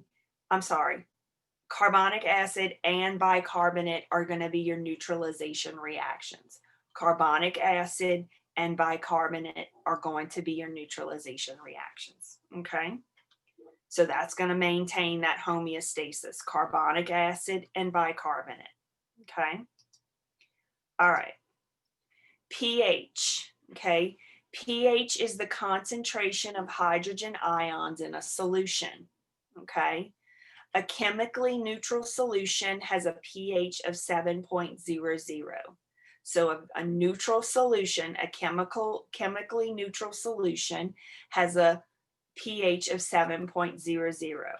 Normal body pH is 7.35 to 7.45. Know this number. 7.35 to 7.45 is going to be the normal body pH. Okay, we don't want the body to be chemically neutral. Okay, we want our bodies to have both a little bit of that acid and a little bit of that bicarb, so that acid and bicarb can work together to create bicarbonate and carbonic acid to neutralize. Okay, so we don't want the human body to be chemically neutral. We want those acid and bases to work together. Okay, below 2.5 or above 2.55 is considered life-threatening. Below 2.5 or above 7.55 is considered life-threatening. If you have a patient with a pH of this or a pH of this, you're nearing death. Okay, above 7.8 alkalosis or below 6.8 acidosis usually is fatal. Okay, 7.4 indicates a ratio of 1 part carbonic acid to 20 parts bicarbonate. Okay, so 1 part carbonic to 20 parts of bicarbonate. That's going to give you a good neutralization. Okay, 7.4 because the body's pH is 7.35 to 7.45. So that's what we want our body range to be to get that good neutralization. Okay. All right. Let's see next. Acidosis and alkalosis. Okay. Acidosis is the result of either a loss of a base or an accumulation of acid. Okay. So acidosis, not enough base or too much acid. Okay. Alkalosis is the condition is when you have too little or loss of an acid and an accumulation of base. Okay, so too little of an acid, too much base. Okay, this is when you're in alkalosis. Okay, all right, next. 3 mechanisms in the body that balance pH. Okay, the buffer systems, okay, which is the respiratory system and the renal system. The respiratory system and the renal system are buffer systems. Okay, they're going to balance the pH. I like to think of these two systems as phone a friend. Okay, if you ever watch Who Wants to Be a Millionaire, okay, they have an option that's called phone a friend. So when the contestant gets in trouble with a question and they don't know how to answer it, they give them the option to phone a friend. Same thing. If the renal system gets in trouble, it's going to phone a friend. It's going to phone the respiratory system to help them out. Okay. And the respiratory system is going to come to renal system's rescue. Same thing. If the respiratory system gets in trouble, it's going to phone a friend to the renal system. The renal system is going to come on board and help the respiratory system. Okay, so respiratory system and the renal system are going to be your buffer systems that are going to balance the pH, and they're going to phone friend. They're going to be friends. They're going to rely on each other in times of trouble. Okay, all right. Next. Okay, the bicarbonate carbonic acid buffer system is responsible for more than half of the buffering. Okay, so having enough of those acid ions and those base ions, okay, to make sure you have that proper buffer system. Okay, 3 other buffer systems in the body include phosphate, hemoglobin, and protein.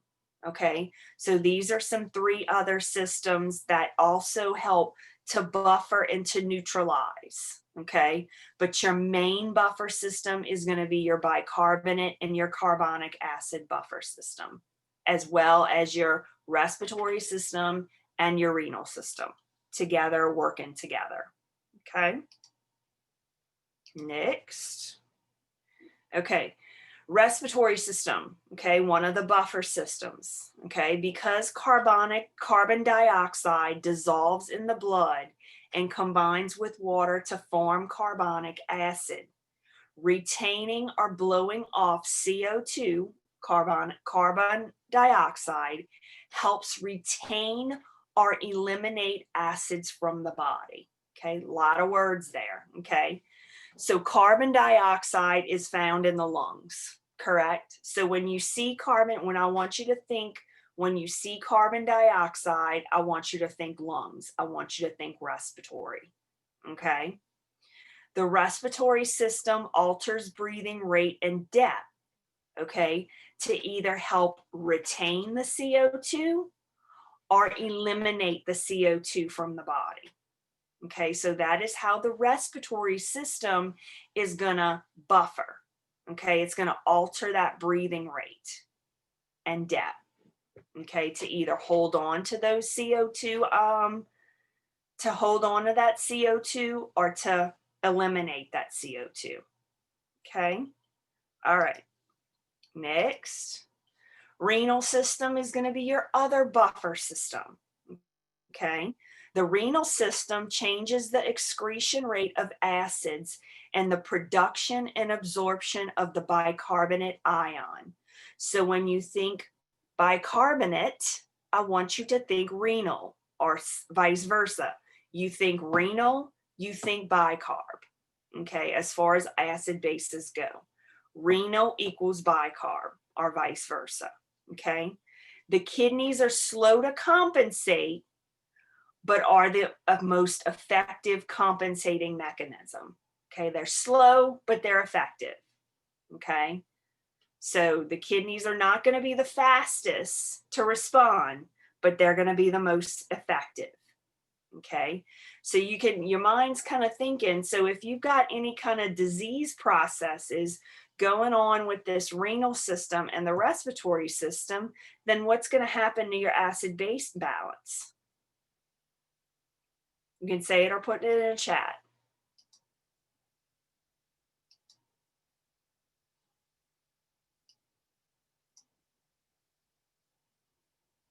What do you think is going to happen?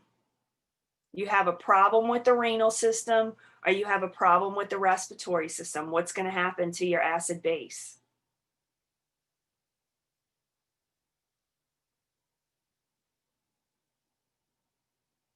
Okay, Robin says It's gonna it's going to go up.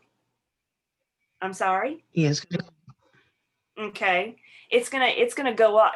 Everything's gonna be discombobulated. Okay, either they're either gonna go up or Zoe said it right. You can't filter a buffer right. Okay, so either everything's gonna be too high or everything's gonna be super low. Okay, there's not gonna be an in between. Okay, so this is gonna be something to be considered when we get to the renal system and the respiratory system, okay? You're going to have an acid-base problem all the time. If you have a problem with the respiratory system or you have a problem with the renal system, you are going to have a problem with acid-base imbalance, okay? All right. Let's see. Next. So these are your acid-base imbalances: respiratory acidosis, metabolic acidosis, respiratory alkalosis, and metabolic alkalosis, okay? And we'll go over each and every one of them in great detail, okay? So first, we're going to talk about respiratory acidosis, okay? This is when your pH is low. Your pH is going to be below 7.35, okay? Know that. Very important. Know your normal pHs, okay? And your PCO2 is going to be above 45, okay? Your normal PCO2 level is going to be 35 to 45, okay? 35 to 45 is your normal CO2 level, okay? When you're in respiratory acidosis, you're going to have too much acid. You're going to have too much CO2. Okay, so it's going to be over 45. Okay, some causes of respiratory acidosis: slow, shallow respirations. They're holding on to that CO2 with the slow and shallow. Okay, they're not expelling that CO2 like they should. So they're holding on to that CO2, and that CO2 is building and building and building. Okay. Respiratory congestion or obstruction, same concept. They're not blowing it off like they should. So it's just that CO2 is sitting there and accumulating and getting more and more and more and putting the patient in respiratory acidosis. Okay. All right, next. Metabolic acidosis. Okay. This is when your pH is going to be below 7.35. Okay, so they're going to be acidotic. If the pH is less than 7.35, the patient is going to be acidotic. Okay, but in metabolic acidosis, now we're concerned with this bicarb. Bicarb equals the renal system.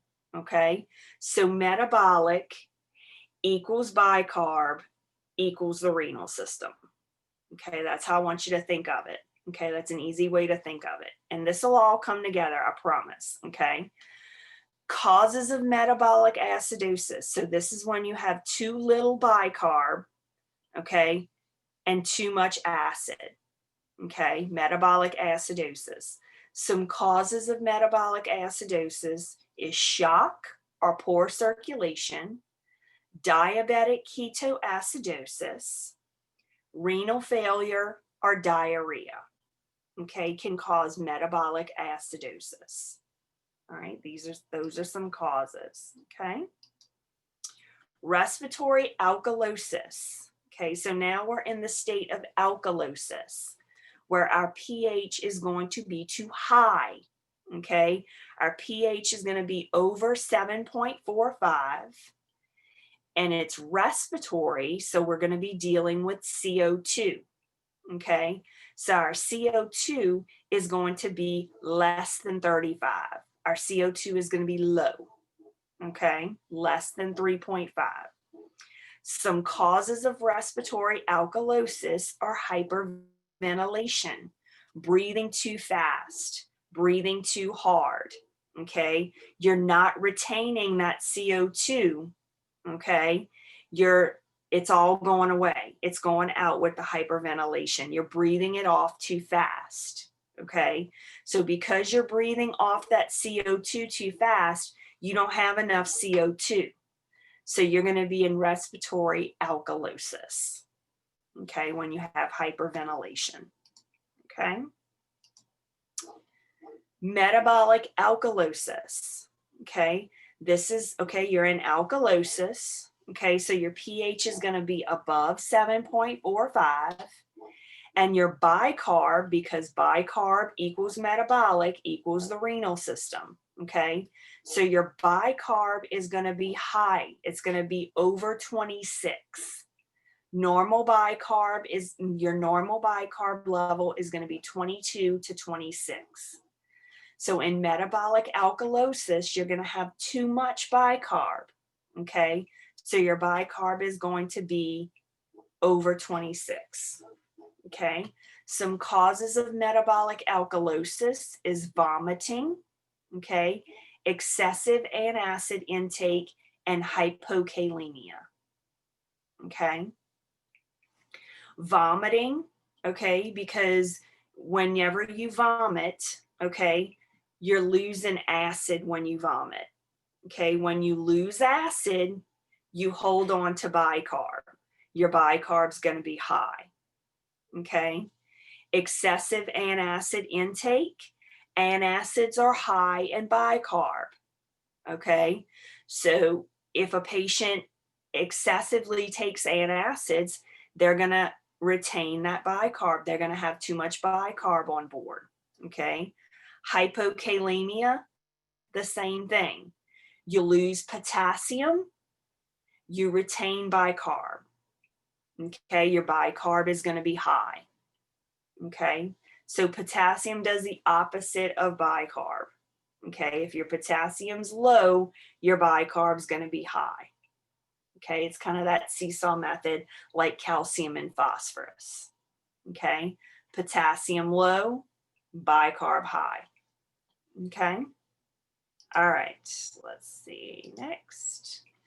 All right, our ABG analysis. Okay, so to determine, okay, if a patient is acidic or is having an acid-base problem, the doctor is going to order, the doctor or advanced practitioner is going to order ABGs, okay, arterial blood gases. And this is going to give us our PCO2, our pH, and our bicarb. It's also going to give us these two, which we're not going to be worried about. We're not going to really be worried about the O2 and the O2 sat at this point. When we're determining acid-base balance, we're not going to be too concerned with that. But we will be concerned with the CO2, we will be concerned with the pH, and we will be concerned with the base, or the bicarb, the HCO3, which is the chemical symbol for bicarb. Okay. All right, guys, I'm going to stop here and I'm going to go into our learning styles and we're going to finish this tomorrow. Okay, so I'm going to stop here. Let's see. All right. Okay. All right, so let me go back. Oh no. Okay. Okay, so that's the one I got a note of where I left off.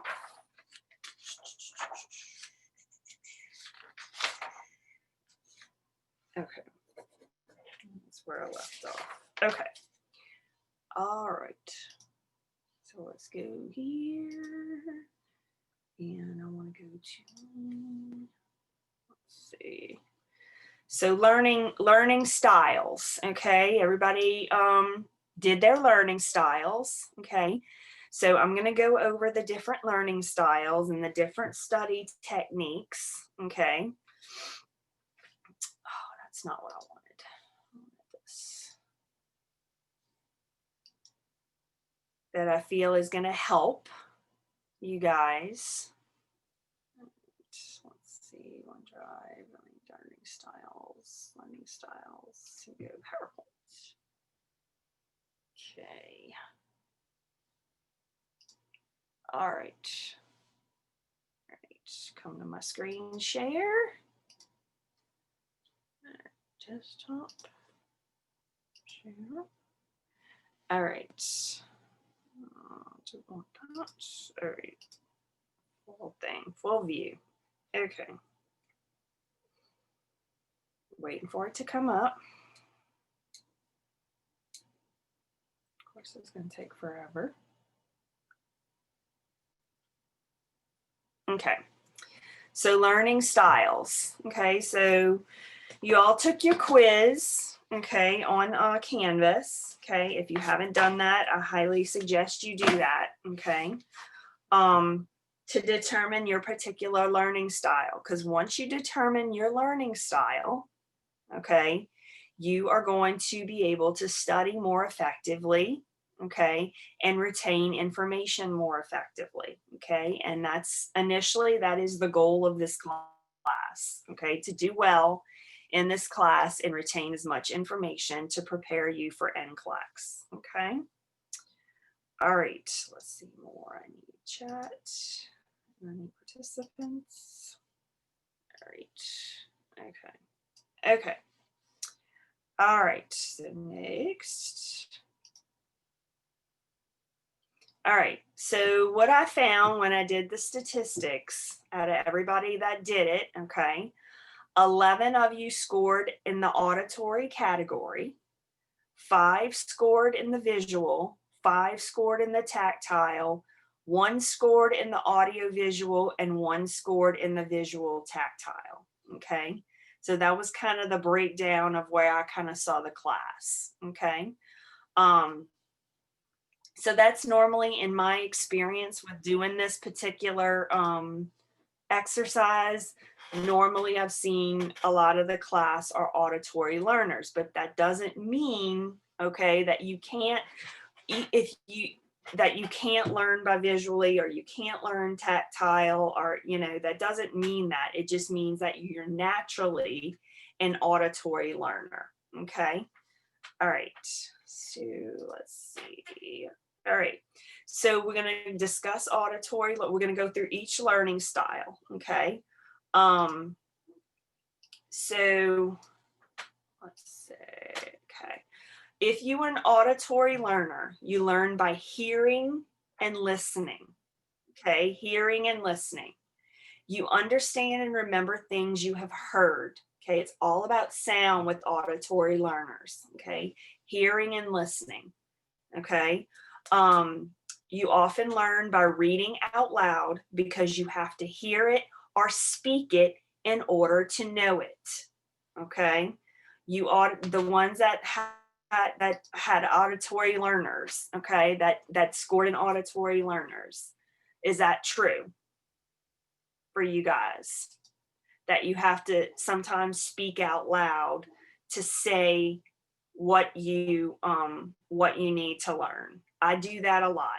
I'm a natural visual learner, but I still have to learn. I do have some auditory learning style traits. I have to sometimes say things out loud, okay? Like y'all hear me will say, oh, I need to write that down because I need to remember that, okay? So that tells my brain that I need to write it down, Okay. So even though I'm a natural visual learner, okay, I've also developed some auditory traits as well. Okay. Some auditory learning styles. Okay. And again, as you progress into your nursing career, okay, you may change learning styles. Okay. I know when I first started learning, okay, I was probably a natural visual learner. Okay.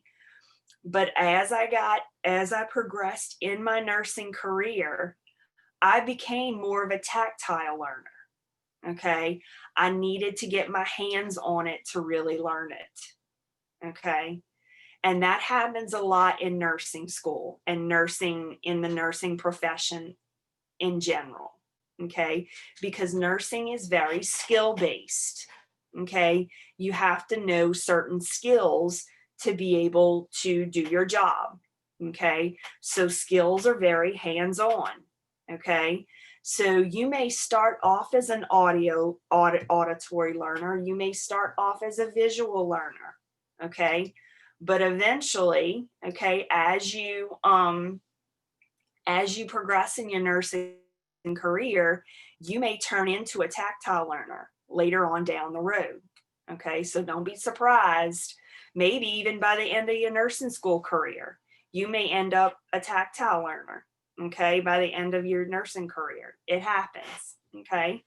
So like I said, just because you may score a certain way initially doesn't mean you're going to end up that way. Okay. All right. So back to the screen. Okay. So an auditory learner, okay. An auditory learner, you probably hum or talk to yourself or others if you become bored. People may think you are not paying attention, even though you may be hearing and understanding everything being said. Okay. So I had this student that was a huge auditory learner last semester, and it just drove me crazy because he didn't write notes. Okay. He just sat in his chair, and eventually I'd see him scribble or I'd see him doodle or something. And I totally thought that he wasn't paying attention, but he was an auditory learner. He always ended up doing well on my exams, okay, because he was an auditory learner. He learned by listening. He learned by hearing. And sometimes he had to do other things. He was kind of a little bit on the tactile side too, because sometimes he would doodle just to be able to focus and listen. Okay. But it would drive me crazy. I'm like, why isn't he writing notes? Why isn't he writing anything down? But until I started learning about these different learning styles, okay, I knew why. Okay. I knew why, because he was an auditory learner. Okay. All right. So auditory learning tips. So these are for your auditory learners. Okay. Sit where you can hear. Have your hearing checked on a regular basis. Make sure you have your hearing checked. Use flashcards to learn new words. Read them out loud. Read stories, assignments, or directions out loud.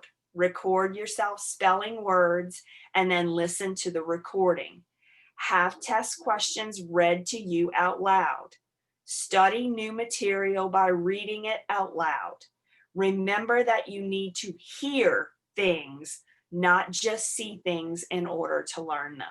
Okay, these are for your auditory learners. Okay, and there is one particular tip in all three learning styles that is consistent. And I'll let you know that. I'll share that with you towards the end of the presentation. Visual learning styles, okay. If you are a visual learner, you learn by reading or seeing pictures. You understand and remember things by sight, by seeing them, okay. You can picture what you are learning in your head, and you learn best by using methods that are primarily visual. You like to see what you are learning, okay? Animations are huge for visual learners. Animations, YouTube videos, that's huge for visual learners, okay? As a visual learner, let's see, as a visual learner, you are usually neat and clean. That is not me, because sometimes I'm not neat and clean. You often close your eyes to visualize or remember something, and you will find something to watch if you become bored. You may have difficulty with spoken directions. That is so me, okay? And may be easily distracted by sounds. You are attracted to color and to spoken language like stories that is rich in imagery, okay? So visual, you got to see it to believe it. You got to see it to understand it, okay? I am so bad because I'm a natural visual learner. I am so bad with spoken directions, okay? That is why you will see me put directions. I will actually type them out and I'll put them on Canvas, and I will say them too. Okay, I will actually verbalize them as well, because I know visual learners are not good at hearing auditory directions. Okay, all right.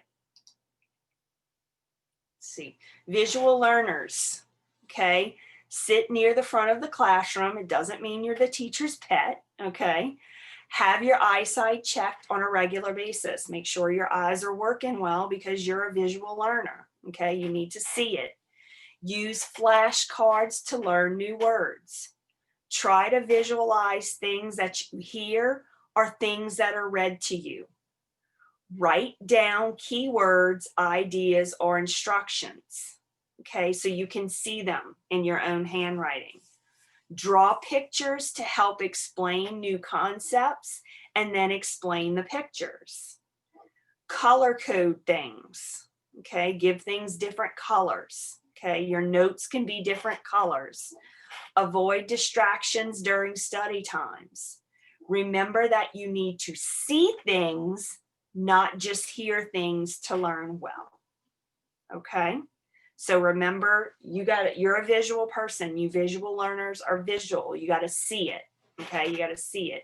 So that's what I said, animations, YouTube videos, color coding things, writing down things, and actually seeing it will help you to learn better, okay? All right, tactile learning styles, okay? These are your people, these are your folks that have got to touch things and that have got to do things, okay? If you are a tactile learner, you learn by touching and doing. You understand and remember things through physical movement. You are a hands-on learner, okay, who prefers to touch, move, build, or draw what you learn, and you tend to learn better when some type of physical activity is involved, okay? You actually have to get physical. You have to become active to really understand the concept, okay? You may need to act something out, like you may need to act a disease process out to learn it if you're a tactile learner, okay? You need to be active and take frequent breaks. You often speak with your hands and with gestures, and you may have difficulty sitting still. Okay, sitting still. Yeah. As a tactile learner, you like to take things apart and put things together, and you tend to find reasons to tinker or move around when you become bored. You may be very well coordinated and have good athletic ability. You can easily remember things that were done, but may have difficulty remembering what you saw or heard in the process, okay? You can see the action, the action is in your brain, okay? But you may have difficulty remembering what you saw or heard. You often communicate by touching, and you appreciate physically expressed forms of encouragement, such as patting on the back, okay? Let's see, tactile learning tips. Okay, you're going to participate in activities that involve touching, building, moving, or drawing. So when we get back into the classroom, okay, so tactile is going to be extremely hard. Online learning is extremely hard for tactile learners, okay, because they have to be involved. They have to actually be doing stuff. So when we get back in the classroom, that's where the tactile learners really thrive. Okay. I'm going to be doing a lot of activities, okay, during class where we're going to be up and moving around and doing things. Okay. Do lots of hands-on activities like completing art projects, taking walks, or acting out stories. It's okay to chew gum, walk around, or rock in a chair while reading or studying. Use flashcards and arrange them in groups to show relationships between ideas, okay? So as you can see, that commonality between all learning tips is flashcards, okay? It works for visuals, it works for auditory learners, and it works for tactile learning tips. So those of you that are in study groups, okay, and you have different kind of learners in your study groups, flashcards will work for all of you, okay? Trace, and another tactile learning tip is to trace words with your finger to learn how to spell. Take frequent breaks during reading or studying periods, frequent but not long. It's okay to tap a pencil, shake your foot, or hold on to something while learning. Use a computer to reinforce learning through the sense of touch. Remember that you learn best by doing, not just by reading, seeing, or hearing. So you have to do it, okay? Like I said, in nursing, this is what you will probably evolve. A lot of you may evolve into tactile learners because a lot of your nursing profession will be doing things, okay? Let's see. Combination learning styles. Some of you went scored both. Okay, you either scored an auditory visual, or a visual tactile learner. Okay, lucky you, you hit the jackpot. Okay, the advantages gained through multiple learning strategies. So if you have multiple learning strategies, okay, you will have the ability to learn more quickly and at a deeper level so that recall at a later date will be more successful, okay? So this is what we all should kind of strive to be, okay? A combination learning style, a little bit of auditory, a little bit of visual, maybe a little bit of tactile, okay? Using various modes of learning will also improve your attention span, okay? This learner may have to, however, this learner may have to experiment with different learning style techniques to find which ones work best for them. And depending on the situation and the subject at hand, they may have to take more of an auditory learning style approach, or they may have to take more of a visual learning style approach, or they may have to take more of a tactile learning. So it just depends on the situation at hand, okay? Right. Let's see. So I said flashcards, okay, was a commonality among all the different learning styles. No matter what learning style you had, flashcards was a commonality, okay? Flashcards are a good study tip to use in group studying to apply to all learners, okay?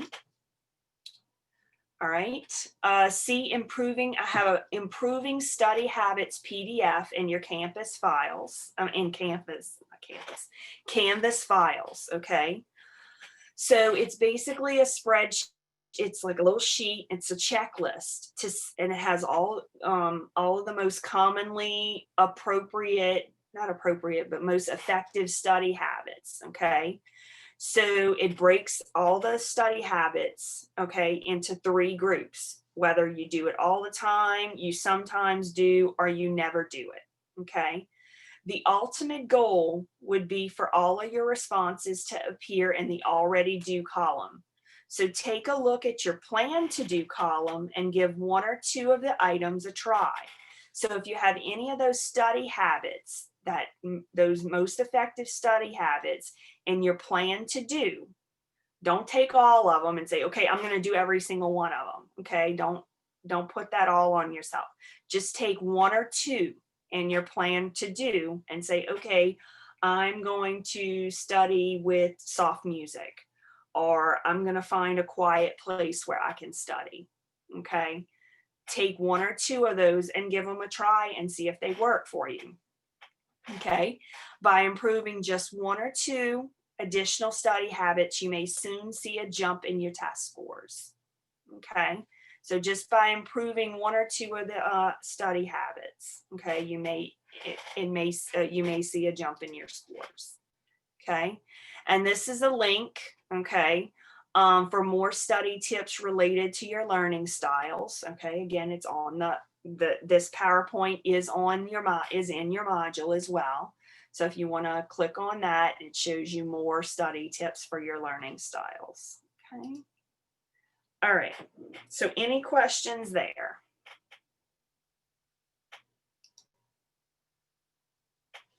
Okay. Was this helpful? A little bit? Okay. So if you know what kind of learner you are, okay, and you know that's the comfortable way you learn, okay, and you have those study tips that help you with that particular learning style, then you can succeed better. Okay. But like I said, you know, the goal, okay, eventually is to have a little bit of every learning style. But for right now, because you guys are just starting off in nursing school for the most part, do what feels comfortable right now. Learn what makes you feel comfortable. Okay, if you feel comfortable with an auditory learning style, go with that. If you feel comfortable with a visual learning style, go with that. Okay, do what makes you comfortable right now. Okay, because that is going to help you to succeed. Okay, any questions? Any questions about anything I've covered today? Okay. So I want to know from y'all before we leave. So how am I doing as an instructor? Is there anything that I can change or improve? I think Slow down. I think we all Slow really down? appreciate how you like explain everything to us. We come from like last semester, we kind of just like we're expected to know everything, and you like make sure that we know before moving on to new stuff. And I think like speaking for myself, and I think for several others, like we really appreciate that. Okay, thank you. Awesome. I really like the Kahoots. I like that. Thank you. Okay. I will slow down. Okay. I'll take it slow. And again, all the time, just go in the chat if I'm ever going too fast and just say, Miss Adams, I need you to slow down. Okay. And I'll do that. Okay. The Kahoots really help me figure out what I need to study more. Kahoots are wonderful. Okay. Go on those Kahoots, look at those questions. Okay. Look at the questions. They will help you tremendously. Okay. Yes, I like the fact that you don't rush through the PowerPoints and just read them. You kind of break it down versus us last semester where we were just going through them really, really fast and then just adding more stuff for us to know. And then how you go back from the day before and give us the Kahoots like a review, and that really, really helps. Okay. Good. Okay. So the Kahoots are helping with the content. Okay. Good. All right. So I'll keep using the Kahoots. Is there anything that I am doing that is not working for you guys? Be honest. I want this class to work for you. Erin says, so chapter 3 is the only content on our exam February 2nd. No, we're also going to have pain. Okay, we're going to get to pain probably Wednesday, probably tomorrow towards the end of lecture and all day Wednesday. So 3 and 7 are going to be on your exam on Tuesday. Miss Adams. Yes. So this weekend I tried to like read chapter 3, but I find I'm like not able to. Would Okay. you say like for Miss Trailer's class for pharmacology, she says like read your chapters so that way you have like a basic understanding. would you say doing that for your class helps as well? Because I find like the chapters we cover are so long and I get like lost in them. Okay. Yes. What I want you to focus on in the book, because frankly, to be honest with you guys, I am not a fan of this book. Okay. What I do like in this book is the little tidbits it has on the side. Okay. Your elderly adult care points, your complementary alternative therapies. Okay. The little boxes, the little tiny tidbit boxes. That's what I like about the chapters. Okay. But like those big, huge, ginormous boxes that have all that information in them, I wouldn't be very concerned with that. Okay. Because there's no way you can know that and remember every single symptom of hypokalemia. Okay. There's just no way. It's too much. Okay. So like I said, that's why I want to break it down. Kalemia equals heart. Potassium equals heart. You think heart symptoms when you think kalemia. Sodium, you think brain. You think brain symptoms. Okay. Calcium, you think laziness. You think muscle. Okay. That's why I like to break it down. Okay. So I wouldn't really pay too much attention. Like I said, I wouldn't pay attention to meds unless they're extremely important to the disease process. When we get into the disease process, if there is a med, if there's a medicine that is extremely important to that disease process, then yes, I will expect you to know it. I will expect you to know how it relates to the disease process. I will not expect you to know what's the therapeutic range. Well, there is one that I will expect you to know. DIG is one of them that I will expect you to know the therapeutic range. Other than that, no therapeutic range, no absorption, no metabolism, none of that. I just want you to know, as far as medicines, how it relates to the disease process. And if it's an important one, I will tell you. Thank you. You're quite welcome. I will see y'all tomorrow. If y'all have any questions, anything, y'all want to hang back, I'll be on until everybody leaves. Oh, Opal says, how many questions are on the test? The first test is going to be a 50-question test.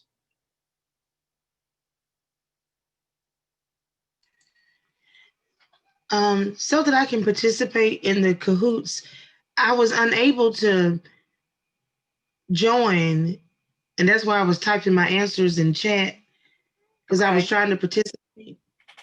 Do you have, yeah, I saw that. Do you have the Kahoot app? Or the Kahoot, were you able, the Kahoot, you can go on the Kahoot website too, and you can participate there. Okay. Okay. Yep. Okay. All right. Thank you. You're welcome.